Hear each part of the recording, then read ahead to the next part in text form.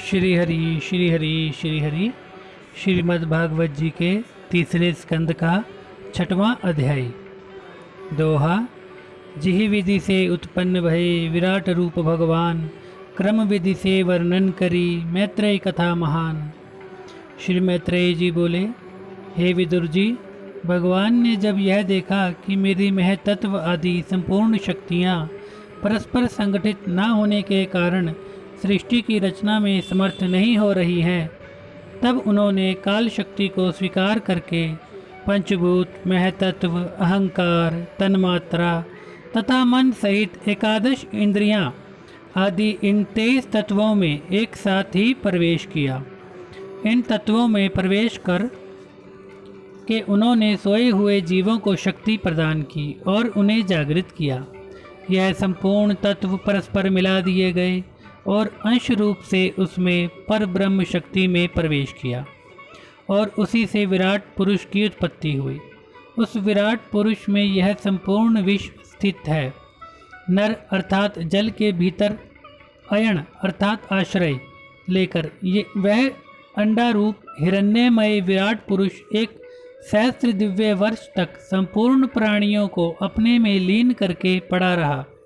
वह विराट पुरुष तत्वों को धारण करने वाला ज्ञान स्वरूप क्रिया तथा आत्मा शक्ति से परिपूर्ण था।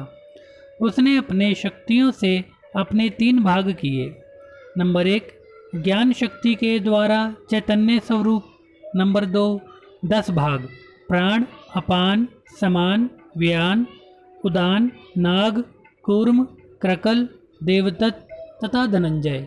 नंबर 3, अध्यात्म, अधिदेव तथा अधिभूत। ये 3 भाग प्रकट किए।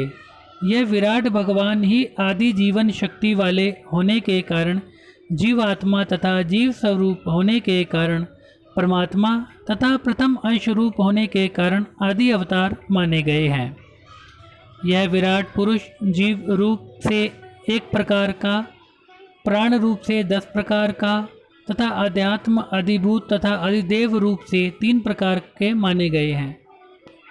विराट भगवान का प्रथम मुख खुला, जिससे वाक इंद्रियां तथा लोकपाल अग्नि उत्पन्न हुए। इसी से यह प्राणी बोलता है। तत्पश्चात ताल की उत्पत्ति हुई, जिसमें लोकपाल, वरुण तथा उनका अंश रसेंद्रिय की स्थापना हुई। इसके बाद नासिका छिद्र उत्पन्न हुए, उनमें अश्विनी कुमार प्राणेंद्रिय के साथ उत्पन्न हुए। तत्पश्चात नेत्र प्रकट हुए, उनमें सूर्य देव प्रविष्ट हुए। उस नेत्रेंद्रिय से अनेक रूपों का ज्ञान हुआ। तत्पश्चात त्वचा प्रकट हुई, जिससे स्पर्श का ज्ञान उत्पन्न होता है। फिर कान उत्पन्न हुए, उनमें श्रवणेंद्रियों के साथ 10 दिशाएं प्रकट हुई। फिर रोम उत्पन्न हुए, जिनसे औषधियाँ उत्पन्न हुई। तत्पश्चात लिंग उत्पन्न हुआ, जिससे वीर्य रूप से प्रजापति की उत्पत्ति हुई। तत्पश्चात गुदा उत्पन्न हुई, जिसमें लोकपाल, मित्र, वायु इंद्रिय सहित प्रविष्ट हुए। तत्पश्चात हाथ उत्पन्न हुए, उनमें से देवराज इंद्र प्रविष्ट हुए। तत्पश्चात विराट पुरुष के चरण प्रकट हुए, उनमें अपनी संपूर्ण गति शक्ति को लेकर विष्णु भगवान जी प्रविष्ट हुए। तत्पश्चात बुद्धि उत्पन्न हुई, वहाँ ब्रह्मा प्रविष्ट हुए। तत्पश्चात हृदय उत्पन्न हुआ, वहाँ मन के साथ चंद्रमा जी प्रविष्ट हुए। इसके बाद विराट भगवान में अहंकार तत्व प्रकट हुआ, इसमें रुद्रदेव प्रविष्ट हुए। इसमें चित्त उत्पन्न हुआ, जिसमें महतत्व ब्रह्मा प्रविष्ट हुए। इस चित्त शक्ति से जीवात्मा चेतन शक्ति प्राप्त करता है। इन विराट पुरुष के सिर से स्वर्गलोक, पगों से पृथ्वी तथा नाभि से आकाश की उत्पत्ति हुई, जिनमें सत्वगुण से देवता, रजोगुण से मनुष्य और तमोगुण से राक्षस तथा भूत प्रेत आदि उत्पन्न हुए। हे विदुर जी, ब्राह्मण मुख से उत्पन्न हुए, भुजाओं से क्षत्रिय, जांघों से वैश्य तथा पैरों से शूद्र उत्पन्न हुए हैं। हे विदुर जी, विराट भगवान के रूप तथा गुणों का वर्णन करना शेष, महेश, गणेश तथा ब्रह्मा की भी शक्ति से परे है, तो फिर मेरी तो शक्ति ही क्या है। जैसे मैंने गुरुमुख से सुना, वैसे ही मैंने अपनी शक्ति के अनुसार आपके सन्मुख वर्णन किया है। हम लोगों की भलाई तो इसी में है कि उनके गुणों का वर्णन करते रहें। उन भगवान को हम साष्टांग प्रणाम करते हैं। इति 6वां अध्याय। आगे 7वां अध्याय आरंभ। दोहा। विविध प्रश्न कीने विदुर, मैत्रेय को सिर नाए। किहि विधि क्रीड़ा करत प्रभु, माया निज उपजाए। विराट रूप की विभूतियाँ कहो मुझे समझाए। विद्वत कम सृष्टि कहो, मिटे ताप दुख जाए। विदुर जी बोले, हे मैत्रेय जी, भगवान सत्य रूप, निर्विकार, निर्गुण तथा इच्छा रहित होते हुए भी फिर वे सृष्टि रचने की इच्छा क्यों करते हैं? जो भगवान पूर्ण काम तथा सदैव असंग हैं, वे अपनी क्रीड़ा के निमित्त भी सृष्टि रचने का संकल्प क्यों करते हैं? भगवान अपनी त्रिगुणमयी माया से सृष्टि रचते हैं और उसी माया से उसका पालन तथा संहार भी कर देते हैं। जो भगवान कभी माया में लिप्त नहीं होते हैं, उनका संयोग उस माया से किस प्रकार हो जाता है? जो भगवान संपूर्ण कलेशों से रहित सच्चित आनंद घन स्वरूप हैं, उन्हें कलेश और दुर्भाग्य किस प्रकार सताता है? इसलिए हे भगवान, मेरी इन शंकाओं को आप दूर कीजिए।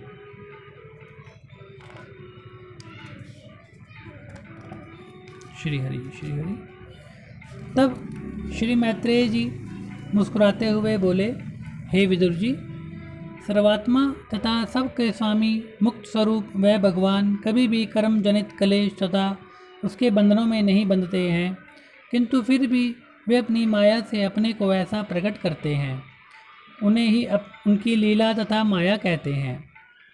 जिस प्रकार स्वप्न में देखे हुए दृश्य मनुष्य को सत्य प्रतीत होते हैं, किंतु जागृत होने पर वे ही दृश्य असत्य प्रकट होते हैं, उसी प्रकार अज्ञानवश जीव बंधन आदि में न होते हुए भी अपने को बंधन युक्त देखता है। अब यदि यह कहा जावे कि अपने ही में विराजमान परमात्मा की प्रतीति उसे क्यों नहीं होती है, तो उसका कारण यह है कि अज्ञानवश उस जीवात्मा के ऊपर अज्ञानमयी माया का आवृत ढका हुआ है। इसके साथ ही साथ यह संपूर्ण कलेश, दुख, कर्म, बंधन देह अभिमानी जीव को ही लिप्त करते हैं, किंतु परमात्मा में ऐसा नहीं भासता है। निष्काम भाव से कर्म करने पर उनके फलों का मिथ्या आरोप जीव पर नहीं लगता है और वह धीरे धीरे भक्ति के द्वारा परमात्मा में लीन हो जाता है। विदुर जी बोले, हे भगवान, आपकी कृपा से मेरा यह संदेह दूर हो गया है। मेरी समझ में यह आ गया है कि जीव को दुख कलेश आदि को प्रतीत कराने वाली केवल भगवान की अज्ञानमयी माया है। वह माया स्वप्न के समान मिथ्या है, क्योंकि उस माया से ही जगत बना है, इसलिए वह माया ही जीव को अज्ञान में डाले रहती है। जब यह जीव उस माया को पार कर जाता है, तब उसके परे सत्य स्वरूप भगवान के दर्शन होते हैं। हे भगवान, यह तो मुझे अब निश्चय हो गया है कि यह सुख दुख आदि मिथ्या पदार्थ वास्तव में कुछ नहीं है, केवल जीव को प्रतीत ही होते हैं। केवल उस प्रतीत के हट जाने पर जीवात्मा दुख सुख से मुक्त हो जाता है और यह समत्व भाव को प्राप्त होकर भगवत चरणों में लीन हो जाता है। हे मैत्रेय जी, आपने अभी बताया था कि सृष्टि के आदि में विराट पुरुष की उत्पत्ति हुई और उसमें स्वयं परमात्मा ने प्रवेश किया। उसी को वेदों ने आदि पुरुष कहा है। उसके सहस्त्रों पैर, जंघाएं और हाथ हैं। अब आप मुझे यह बताइए कि उन विराट पुरुष से इस संपूर्ण ब्रह्मांड की उत्पत्ति किस प्रकार हुई और इन लोकों, लोकपालों, देवताओं, मनुष्यों, पशु पक्षी आदि जरायुज, स्वेदज, अंडज और उद्भिज सृष्टि की उत्पत्ति किस प्रकार हुई। परमात्मा ने रजोगुण से ब्रह्मा, सतोगुण से विष्णु तथा तमोगुण से महादेव जी का रूप धारण करके कौन कौन सी लीलाएं की हैं, आप इन सब का वर्णन मुझे सुनाइए। हे मैत्रेय जी, अर्थ, धर्म, काम, मोक्ष के साधनों की विधियाँ, पितृगणों की सृष्टि, ग्रह नक्षत्र आदि की स्थिति किस प्रकार होती है, दान तप यज्ञ आदि के क्या फल हैं, भगवान की प्राप्ति किस प्रकार हो सकती है, महतत्व आदि किस प्रकार प्रकट होते हैं, प्रलय कितने प्रकार की होती है, प्रलय के पश्चात योग निद्रा में सोए हुए भगवान की कौन कौन से तत्व सेवा करते हैं, कौन कौन से तत्व उनमें लीन रहते हैं, जीव तत्व परमात्मा का स्वरूप, ज्ञान, गुरु तथा शिष्य का आपस में क्या प्रयोजन है, ज्ञान किस प्रकार प्राप्त होता है। हे मैत्रेय जी, मेरी संपूर्ण शंकाएं मिटाने की कृपा कीजिए।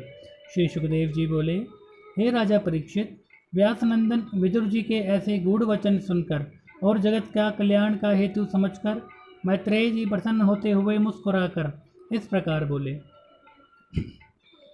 इति सप्तम अध्याय संपूर्ण।